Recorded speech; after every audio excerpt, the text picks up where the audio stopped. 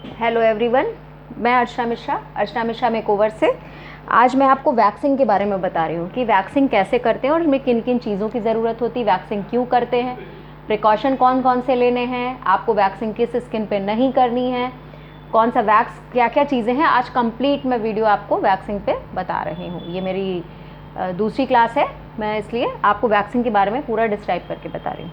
तो सबसे पहले कि हमें वैक्सिंग में किन किन चीज़ों की ज़रूरत होती है, कि हम अगर वैक्सिंग कर रहे हैं तो हमें किन किन चीज़ों की ज़रूरत होगी। तो नंबर 1 आपको वैक्स हीटर चाहिए होगा। ये देखिए इस टाइप का वैक्स हीटर आता है। इसको आप ले सकते हैं। इसमें आप अलग अलग टाइप के वैक्स हीटर, जो भी आपको वैक्स चाहिए उसमें लगा सकते हैं, और इसमें जो टेम्परेचर है ना, ये अपने अकॉर्डिंग आप इसमें सेट कर सकते हैं। तो एक तो इस तरह का वैक्स आता है। और वैक्स आप कौन कौन से ले सकते हैं, जैसे ये देखिए, ये हनी केयर का है, ये एलोवेरा है, ये सब नॉर्मल वैक्स में आते हैं। और ये चारकोल वैक्स है। इस तरह के वैक्सेस आते हैं। और अगर आप ये बीन वैक्स कर रहे हैं, ये देखिए ये बीन वैक्स है, ये इस फॉर्म में आती है। ये इसमें स्ट्रिप्स की ज़रूरत नहीं होती है, इसमें आपको बिल्कुल स्ट्रिप की ज़रूरत नहीं है। तो इसके लिए आप इसको क्या करेंगे, बीन्स को इसमें ऐसे छोटा सा लेके इसमें डाल के, ये देखिए पूरा हार्ड हो गया है, खूब अच्छे से ये हार्ड हो गया है। तो इसी में रख के गर्म करते हैं और फिर इसको इधर उधर चेंज नहीं कर सकते। तो बीन वैक्स के लिए आप अपना एक वो बना लीजिए, इस तरह का वैक्स हीटर, इस तरह का आप रख सकते हैं। इस तरह के 2-3 तरह के वैक्स हीटर्स आप रख लीजिए और आपका काम हो जाएगा। नंबर 2 आपको किस चीज़ों की ज़रूरत है, ये स्ट्रिप। ये देखिए, ये इस तरह की वाइट स्ट्रिप्स होती हैं, वाइट भी आती हैं, येलो आती हैं, कलरफुल बहुत सारी स्ट्रिप्स आती हैं। बस इनकी ये देखना होता है कि थिक हो थोड़ी, ताकि जब हम बॉडी पे लगाएं इनको, स्ट्रिप्स को रब करें तो ये फटे ना बीच से। नंबर 3 आपको वैक्स, एलोवेरा मैंने आपको बता दिया, चॉकलेट, हनी, रीका, कोई भी। नंबर 3 आपको ये नाइफ़, ये देखिए ये मेटल का है, ये स्मॉल पार्ट्स पे वुडन का है, और ये बिग पार्ट्स के लिए आप इसको बॉडी के किसी भी पार्ट्स पे इससे कर सकते हैं। और ये अपर लिप हो गया, साइड लॉक्स हो गया, बिकनी लाइन हो गया, उसके लिए आप ये कर सकते हैं। जब आप बड़े पार्ट पे करते तो आप पूरी फुल स्ट्रिप लेते हैं। अगर आप छोटे पार्ट पे जैसे अपर लिप कर रहे हैं, अगर ये वैक्सिंग स्ट्रिप वाला कर रहे हैं, बीन वैक्स कर रहे हैं, तो उस पर तो आपको ज़रूरत नहीं है। तो उसके लिए आप इस तरह की स्ट्रिप्स इस तरह काट के छोटे छोटे पार्ट्स के लिए आप ये रख लीजिएगा। ये इस तरह के, जैसे आपको साइड लॉक्स करना है, इधर का साइड लॉक्स चिन करना है, अपर लिप, तो इस तरह की छोटी छोटी स्ट्रिप्स काट के आप इसको पहले से मैनेज करके रख लीजिएगा। और ये देखिए, एक ये कटोरी वैक्स भी आता है, ये भी बीन वैक्स की तरह हार्ड फॉर्म में होता है। जब आप इसको लगाते हैं, मेल्ट करते हैं इसको किसी भी उसमें रख के वैक्स हीटर में, और फिर ये मेल्ट हो जाता है, इसको लगाते हैं और डायरेक्ट इसको आप पुल कर सकते हैं। ये बिल्कुल बीन वैक्स की तरह ही होता है। नंबर 5 आप इसमें वैक्स के लिए ये पाउडर पफ चाहिए होता है आपको। एक और वैक्स आता है, ये देखिए इस तरह का ट्यूब में, इसको गर्म करने की ज़रूरत नहीं थी, हॉट वाटर में बस डालिए, हल्का मेल्ट होता है, इसको लगा के स्ट्रिप से खींच दीजिए। ये इस तरह का ट्यूब वैक्स भी आता है। नंबर 4 आपको ये एस्ट्रिंजेंट चाहिए होता है। अगर किसी की सेंसिटिव स्किन है तो आफ्टर वैक्सिंग भी आप ये यूज़ कर सकते हैं। इस तरह का आफ्टर वैक्सिंग जेल देखिए आता है, ये बहुत सूदिंग करता है, किसी भी तरह के रैशेज और वो नहीं होते हैं। और आप मॉइस्चराइज़र भी यूज़ कर सकते हैं, किसी भी कंपनी का मॉइस्चराइज़र, अच्छी कंपनी का मॉइस्चराइज़र यूज़ कर सकते हैं। और अगर आप रीका वगैरह यूज़ कर रहे हैं, रीका वैक्स हो गया या हाइड्रोसॉल्युबल, लाइपोसॉल्युबल, तो उसके लिए आपको क्लीन करने के लिए इस तरह का जेल मिलता है, और आफ्टर वैक्सिंग इस तरह का ऑयल मिलता है, वो उसी से निकलता है। मॉइस्चराइज़र वगैरह नहीं, इस तरह के ऑयल से आपको, ये आफ्टर वैक्सिंग ऑयल है, ये देखिए बॉडी केयर का, इसको आपको लगाना होता है। ये रीका वैक्स में, रीका एक ब्रांड है, रीका के जो लाइपोसॉल्युबल, हाइड्रोसॉल्युबल होते हैं, वो अलग अलग तरीके के वैक्सों में आते हैं, और उसे आप अपनी बॉडी पे किसी भी पार्ट्स पे अपना कर सकते हैं। अगर आपको सेंसिटिव एरिया पे करना है, जैसे फेस हो गया, बिकनी लाइन हो गया, इन एरिया के लिए आप ब्राज़ीलियन वैक्स, बीन वैक्स, ये सब आप कर सकते हैं। रीका का ये सब आप वैक्स कर सकते हैं। हमें वैक्सिंग क्यों करनी चाहिए, नंबर 2 बात कि वैक्सिंग हमें क्यों करनी चाहिए। तो सबसे पहले तो आपको वैक्सिंग इसलिए करनी चाहिए कि देखिए, हमारी हेयर ग्रोथ जो भी बॉडी के पार्ट्स पे है, गर्ल्स के जो भी बॉडी पार्ट्स पे हेयर्स होते हैं, उन हेयर ग्रोथ को रिमूव करने के लिए हमें वैक्सिंग करानी होती है। नंबर 2 हमारी टैनिंग भी रिमूव होती है वैक्सिंग से। जब हम वैक्स कराते हैं तो हमारी जो धूप से स्किन टैन हो जाती है, वो भी रिमूव होती है। नंबर 4 हमारी डेड स्किन रिमूवल होते हैं। जब भी हमारी डेड स्किन हो जाती है ना बॉडी पे, तो जब वो हम थोड़ा गरम गरम वैक्स लगाते हैं, तो हेयर ग्रोथ के साथ टैनिंग और डेड स्किन भी अच्छे से रिमूव होते हैं। तो बॉडी जो बहुत होती है एकदम स्मूथ और शाइनी हो जाती है। हमें प्रिकॉशन क्या क्या लेने हैं वैक्सिंग में। नंबर 4 बात कि हमें प्रिकॉशन क्या क्या लेने, ये सबसे ज़रूरी है। अगर आपको ये नहीं पता होगा कि हमें वैक्सिंग क्यों करनी है, किस स्किन टाइप पे करनी है, हमें क्या प्रिकॉशन लेने हैं।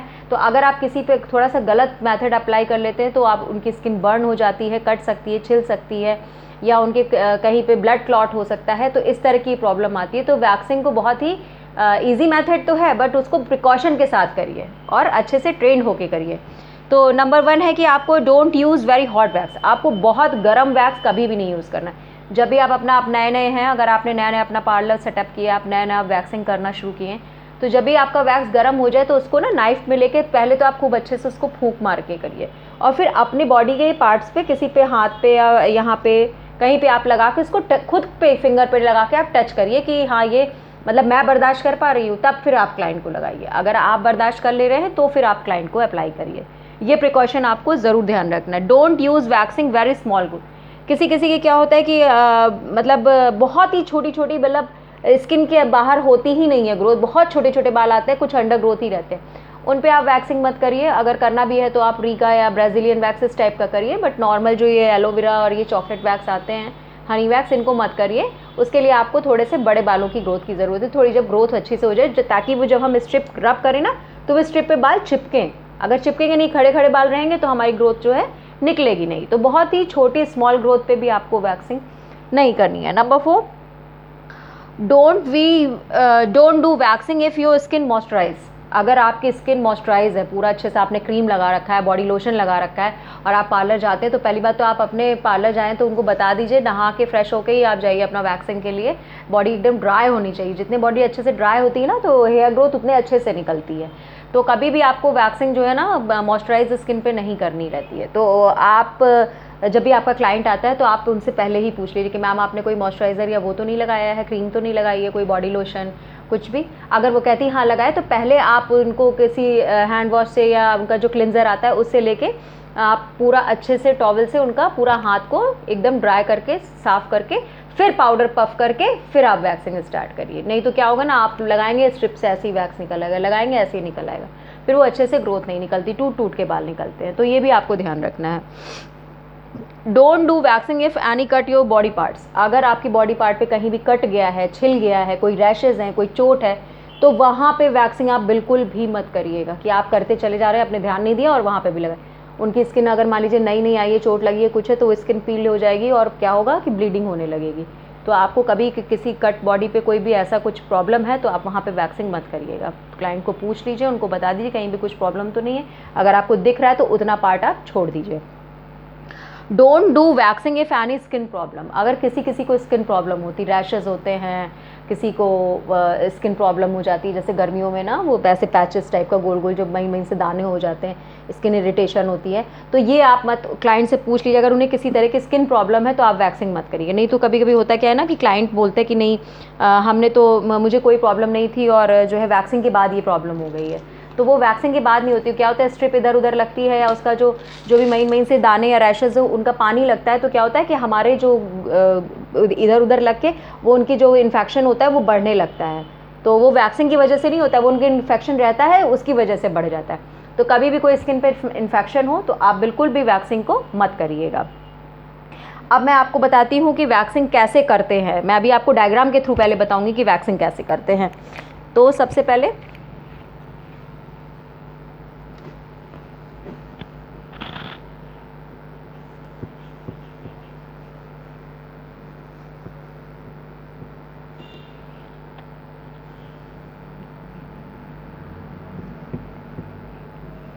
अगर आपको वैक्सिंग से या जो भी मेरी क्लासेस आ रही हैं उनसे कोई भी रिलेटेड प्रॉब्लम है, कुछ नहीं समझ में आ रहा है, तो आप उसे पूछ सकते हैं मुझसे।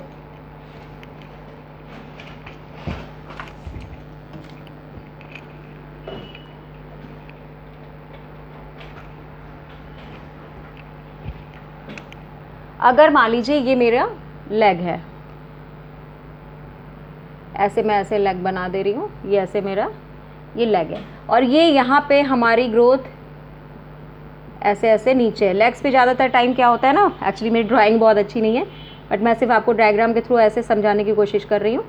ये हमारी ग्रोथ लेग्स पे ज़्यादातर नीचे की तरफ होती है, आगे पीछे दोनों की तरफ नीचे होती है। तो जब भी आप अपना वैक्स लेंगे ना, तो आपको क्या लेना है, ऐसे वैक्स लेना है, ऐसे लगाना है ग्रोथ के डायरेक्शन में। ग्रोथ के डायरेक्शन में वैक्स लगाना है आपको।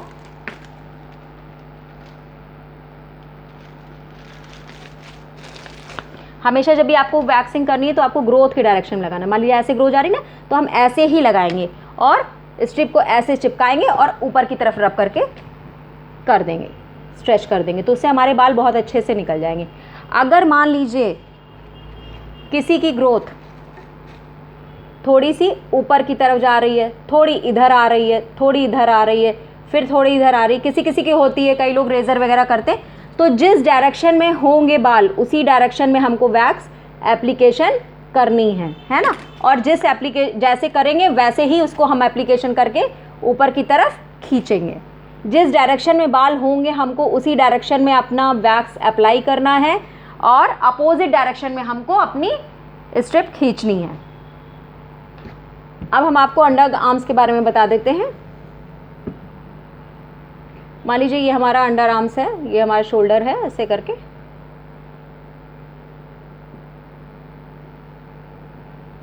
ये हमने हाथ उठाया, ये हमारे अंडर आर्मपिट्स है। तो ये आर्मपिट्स में क्या होता है, कभी कभी बाल थोड़े नीचे, आधे ऊपर, थोड़े इधर, थोड़े इधर, थोड़े, तो कभी भी आपको क्या करना है, इधर नीचे से उनको क्लाइंट से कहिए स्ट्रेच करिए, ऊपर से आप स्ट्रेच करिए, और आपको हमेशा वैक्स जो है इधर की तरफ लगाना है, आधे पे लगाना है और नीचे से स्ट्रेच करके ऐसे आपको लगाना है और ऐसे खींच देना है। और जब ये ऊपर जब ऐसे करेंगे आप तो आपकी इतनी वैक्सिंग बाल हो जाएगा।